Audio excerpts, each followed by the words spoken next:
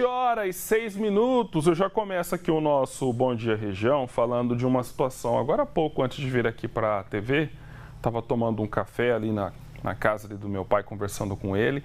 Em apenas poucos minutos, mesmo com a casa fechada ali, encontrei e matei 4 mosquitos.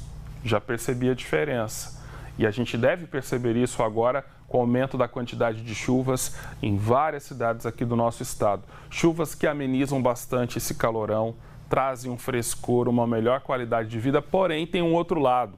Essa chuva ela facilita com que esses ovos colocados pelos mosquitos, principalmente o Aedes aegypti, esses ovos consigam eclodir e aí esses mosquitos causem uma série de problemas, como por exemplo, dengue, zika vírus, chikungunya.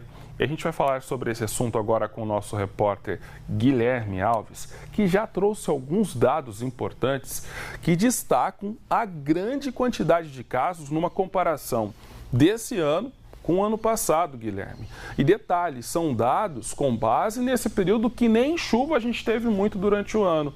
Por isso, todo cuidado é pouco.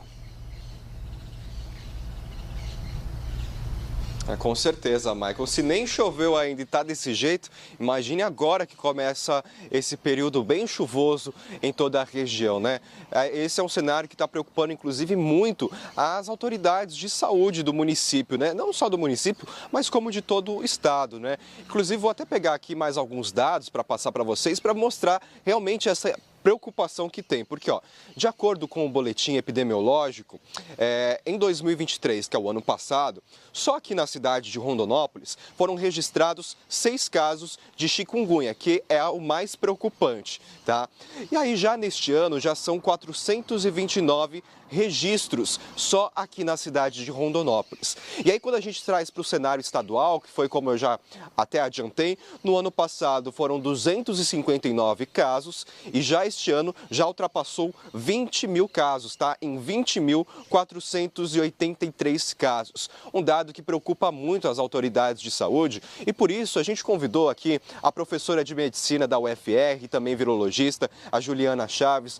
Professora, muito obrigado por você ter aceitado participar aqui do Bom Dia Região. Esses casos, eles trazem um alerta sobre essas doenças porque nós tivemos um aumento significativo de chikungunya aqui na cidade, né? Bom dia mais uma vez. Bom dia, Guilherme. Bom dia, Michael. Sim, esse aumento no número de casos nos traz um alerta porque isso significa que o vírus está circulando. E o vírus ele vai circular entre os vetores, que é o já nosso famoso conhecido Aedes aegypti, e também os humanos. Por isso é importante conhecer um pouco do ciclo de vida do vetor. As fêmeas, elas se alimentam do sangue para poder colocar os ovos. E esses ovos, eles podem permanecer no ambiente por até 400 dias, sem água e sem condições ideais de temperatura. Então, o que acontece? Nós viemos de um período de estiagem agora, muito seco, e existem vários ovos aí que estão alocados em locais diversos. E com isso, com as chuvas, nós vamos ter condições de temperatura, e água para que esses ovos eclodam, se transformem em larvas e depois em mosquitos. E outro fato muito importante é que as fêmeas que estão infectadas com o vírus, elas transmitem para os ovos. Então, esses ovos dormentes, eles vão se transformar em larvas adultas e indivíduos adultos já infectados. Por isso, a importância de se manter os quintais limpos, todos os locais que podem se representar possíveis criadouros, estarem assim bem fiscalizados, bem limpos, para evitar que a gente tenha aí mais casos, o aumento do número desses casos. Você bem citou que a gente teve um período aí de estiagem e agora está começando esse período chuvoso.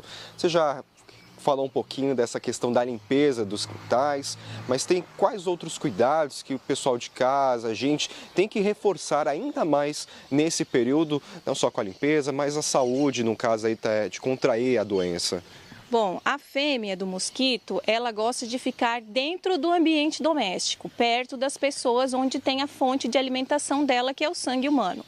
Então, dentro das casas, também é importante a gente manter a limpeza e cuidar, principalmente com ralos, locais onde possam acumular água, como aqueles reservatórios dos purificadores de água, que sempre fica um pouquinho de água ali, atrás das geladeiras, aquelas geladeiras mais antigas, que tem também um reservatório de água, vasos de plantas, todos os locais onde possam acumular água são possíveis criadouros.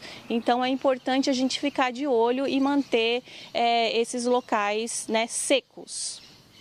E, professora, esse mosquito, ele oferece um risco um pouquinho maior para as gestantes, né? Por que isso acontece? Bom, no caso das gestantes, nós temos aí o Zika vírus, né? Porque o Aedes aegypti, ele é tão vilão que ele transmite não só a chikungunya e não só a dengue, ele também transmite o Zika vírus.